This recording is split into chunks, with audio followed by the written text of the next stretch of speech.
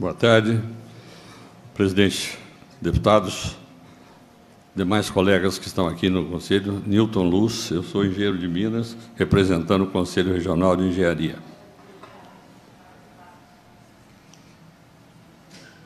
O senhor votou no dia 11? Sim, perdão, eu esqueci, votei acompanhando o deferimento conforme a recomendação do parecer único, ok? Muito obrigado.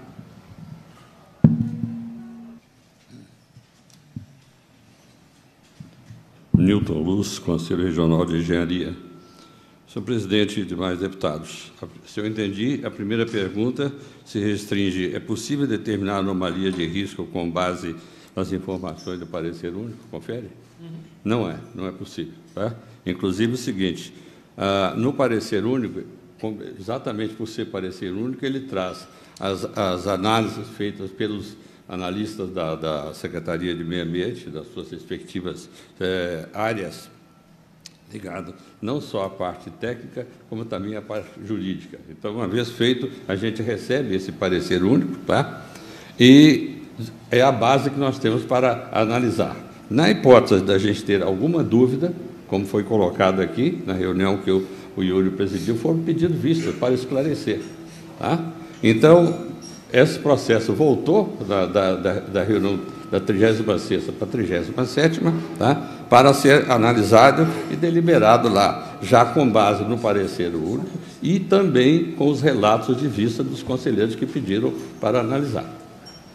O que normalmente tem acontecido é que os empreendedores, a convite dos empreendedores, eles promovem uma reunião, e que muitos de nós aqui, conselheiros, temos participado. Normalmente acontece um dia antes da reunião da plenária da Câmara correspondente para esclarecimento, uma vez que, durante a reunião da plenária, observando o regimento interno, há tempos definidos para cada participação, 10 minutos para um, 5 minutos para outro. Então, às vezes, não há tempo suficiente na reunião específica daquela plenária de se analisar com mais profundidade, razão pela qual os empreendedores costumam convidar os conselheiros para uma reunião em que eles tenham mais 30, 40 minutos de cada projeto daquele para esclarecimento. Muitos de nós já participamos dessas reuniões e elas são extremamente úteis.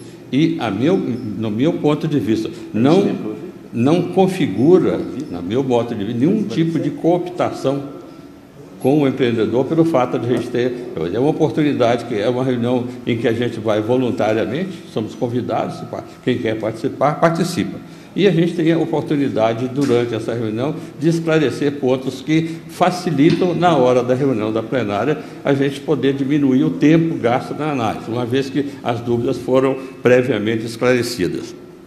Então, nesse caso específico, nós tivemos a oportunidade de conversar com o empreendedor, esclarecer com bastante profundidade os pontos que estavam, sendo que, nessa época, não havia informação no parecer único que nos permitisse fazer esse tipo de verificação de anomalias. Então, com isso, eu estou entendendo que eu respondo. O senhor Newton Reis de Oliveira Luz, é isso mesmo, é isso? Isso mesmo. O senhor nos trouxe aqui a seguinte notícia, que um dia antes o senhor reuniu com os representantes do empreendedor. É praxe entre os conselheiros fazer isso? Como eu disse, deputada, é praxe os empreendedores exatamente com o objetivo de esclarecer aquilo que pouco tempo sobra para a reunião do plenário, de fazer essas reuniões de esclarecimento. E, repito, a nossa presença lá, na minha posição pessoal, não configura nenhuma cooptação com o empreendedor de acompanhar. Muitas das vezes nós criticamos, nós pedimos para que altere condições lá, que favoreça cada um de nós na sua participação. Então, eu não vejo nenhum inconveniente, particularmente, não vejo nenhum inconveniente nessa reunião preliminar. O senhor poderia dizer, entre os membros do Copan que aqui se encontra presente, quais desses conselheiros já participaram dessas reuniões que antecede a votação? Aqui, do meu lado, tem o meu colega aqui já participou, o representante da Agência Nacional de Mineração, o representante da Secretaria de Direito, as meninas também, desculpa, né? As meninas, o João Carlos de Mello sempre participa das reuniões, As meninas que o senhor está falando, o senhor está se referindo a Fabiana Aparecida Garcia? Exato, é isso? As que estão presentes aqui. Então, participam de reuniões um dia antes com os empreendedores. O senhor participou de alguma reunião com os representantes da Vale um dia antes da votação? Sim. Sim. Não só eu, mas os demais, eu não tenho ata dessa reunião, tá? Eu não tenho ata dessa reunião, mas nessa reunião, a Vale, nesse caso, trouxe a equipe dela, que cuida da parte de licenciamento, e também os seus técnicos da área de geotecnia para explicar a respeito do processo, ok? Ok. Presidente, a primeira pergunta eu farei para todos, e eu gostaria que, por uma questão de deferência aos trabalhos da CPI, que todos pudessem responder. As demais, eu tenho aqui perguntas específicas que eu farei a conselheiros de forma diferente e em situações diferentes. A primeira pergunta é se os conselheiros sabem quantas pessoas foram assassinadas pela Vale em decorrência da tragédia criminosa que a Vale permitiu que acontecesse no dia 25 de janeiro e se tem conhecimento de quantos estão desaparecidos. Quantos mortos e quantos desaparecidos. Se eles têm conhecimento, se tem conhecimento, qual o número?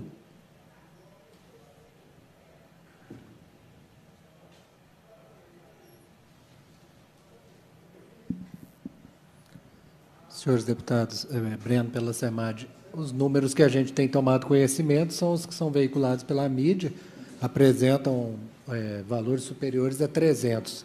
Não consigo precisar, nesse momento, o número de mortos e desaparecidos.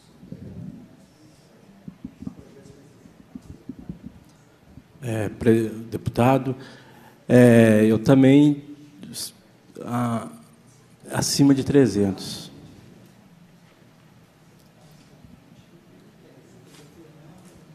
Deputado, os números que eu conheço são os veiculados pela mídia, de aproximadamente 300 pessoas, e sendo que acho que mais de 40 desaparecidos. Os números que nós recebemos pela mídia são os mesmos. Está gerando nessa ordem aí. O número inicial, no dia seguinte ao rompimento, que o IBAMA tinha estimado, eram de 354 pessoas. Ao longo do tempo, algumas dessas pessoas foram aparecendo. Tá? Mas eu acho que ainda não tem ninguém que tenha esse número final. Esse número final ainda não é uma certeza nesse momento. Nilton, do Conselho de Engenharia.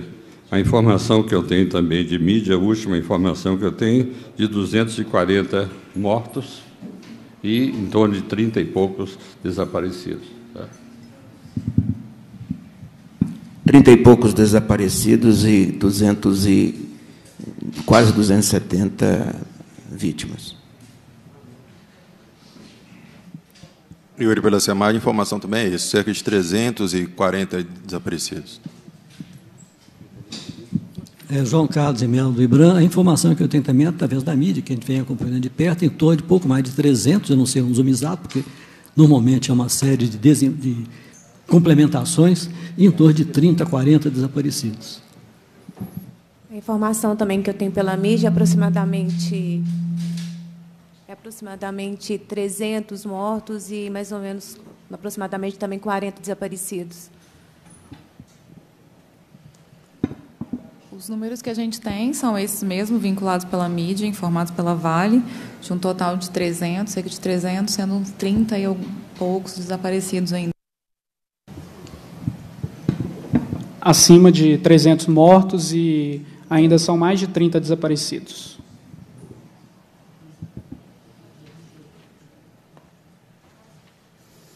Presidente, eu fiz a pergunta que, com raras exceções aqui, até para que a gente pudesse, deputada Beatriz Cerqueira, Vossa Excelência, foi muito bom ter chegado a esta comissão.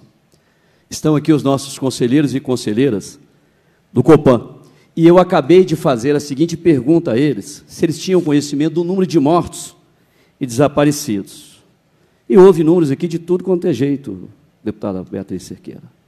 Percebe-se a maneira que alguns dos senhores conselheiros, alguns deles, e algumas votam o parecer que lá chegam para eles. É assim que eles estão acompanhando. Eles vêm para uma comissão parlamentar de inquérito e não sabem sequer quantas pessoas morreram numa ação criminosa da Vale. E uma ação criminosa que, inclusive, a ampliação do licenciamento, inclusive, não só da mina Córrego do Feijão, mas também de Jangada, e o Parque também Nacional do Rola Moça, e aqui muito bem colocado pelo senhor Júlio Grilo.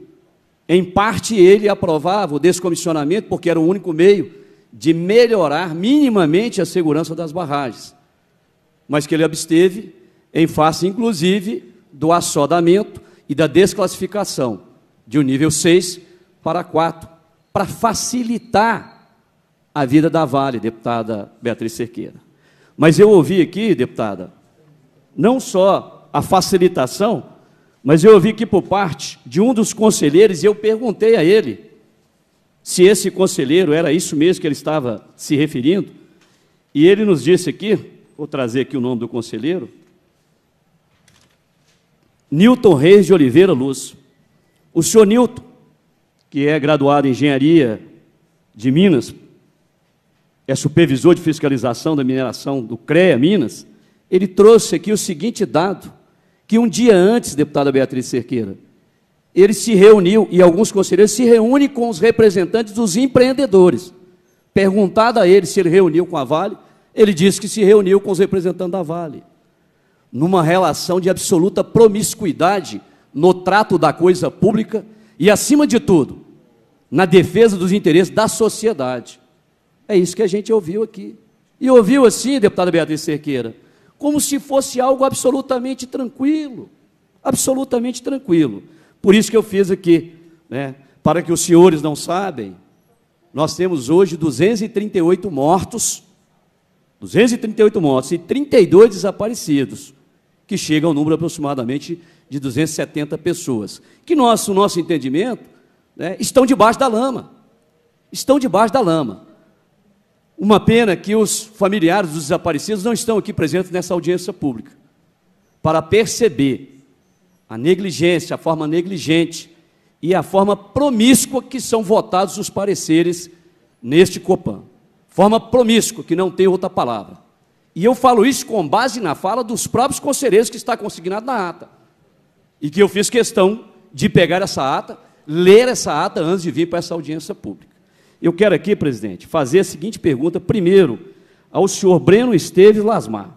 Senhor Breno, quantos licenciamentos foram aprovados depois do dia 25 de janeiro? Licenciamento de mineradores, de uma forma geral. O senhor sabe nos informar? Já